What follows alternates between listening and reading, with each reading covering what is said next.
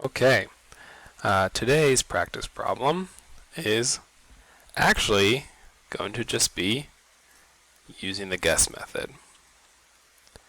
So first I'm going to give us the problem, then I'm going to show you what this guess method is, and yeah, then we'll actually do the problem using the guess method. So a practice problem that like right now you probably have no idea how to solve, and that's okay. Might look something like this. A 3 kilogram block is pushed with a 5 Newton force. What is the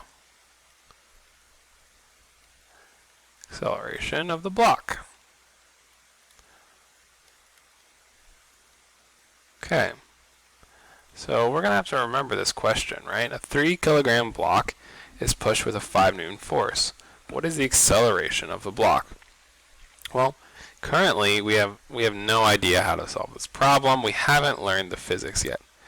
But even without knowing the physics, I can show you how the guess method works. So first I want to actually go over what does guess stand for. And I'm going to write it out here in different colors. So first we have the G, which stands for given. Okay. The givens, or given, is what is given in this question. So let me actually write in this corner here, I'm going to rewrite the question nice and small, but hopefully still readable. Okay, a 3 kilogram block is pushed with a 5 Newton force. What is the acceleration?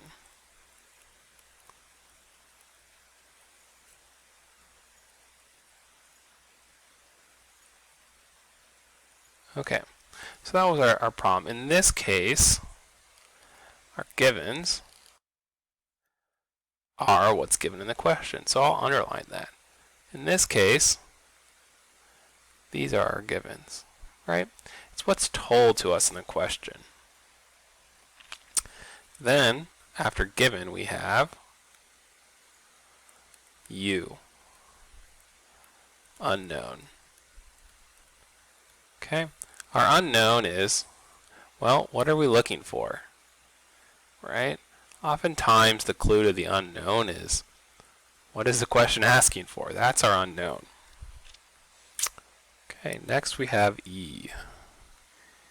E, everybody's favorite, right? When they come to physics, we always want to know what is the equation that we're using. Okay, and I'll show you this when I go over actually how to do this problem, but we find the equation based on our givens and our unknowns. And of course we have, filled in our physics equation sheet, so we have a whole list of equations that would be possible.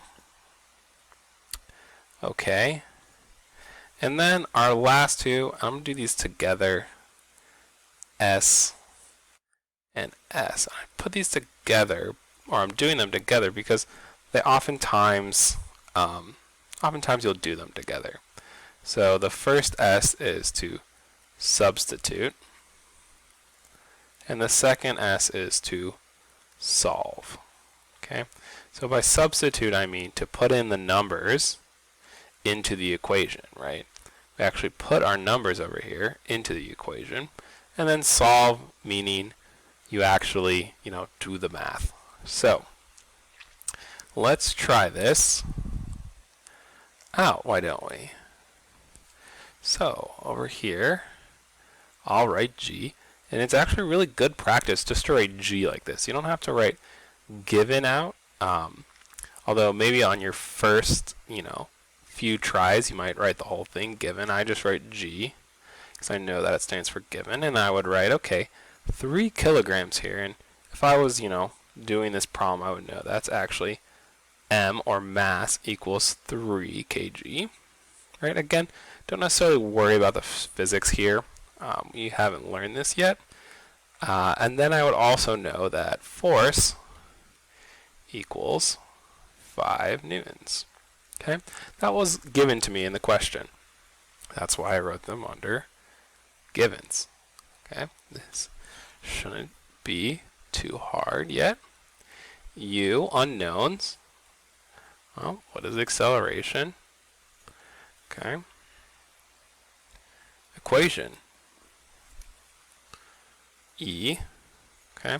This is where, and you can't see me doing this, but this is where I would open up my physics equation sheet, right? You've got that presentation, and you would look through, and you would look for the equation that has M mass, F force, and A acceleration. And you would find this equation. F is equal to M times A. And then finally, we would substitute and solve. So here we'll write our first S. Well, the F was 5. The M was 3. The A was unknown, so we leave it. And then if we do a little bit of solving, and you can see why substitute and solve kind of become 1. Okay. I divide by the 3.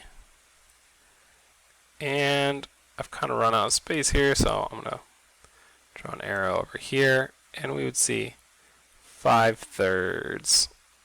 Oh, let's undo that. I ran out of space.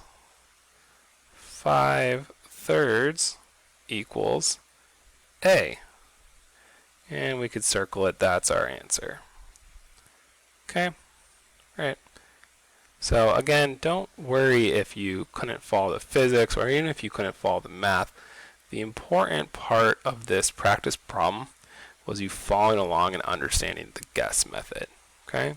So the expectation is that with any problem that requires any sort of math, or really any physics word problem in general, we should be using the guess method.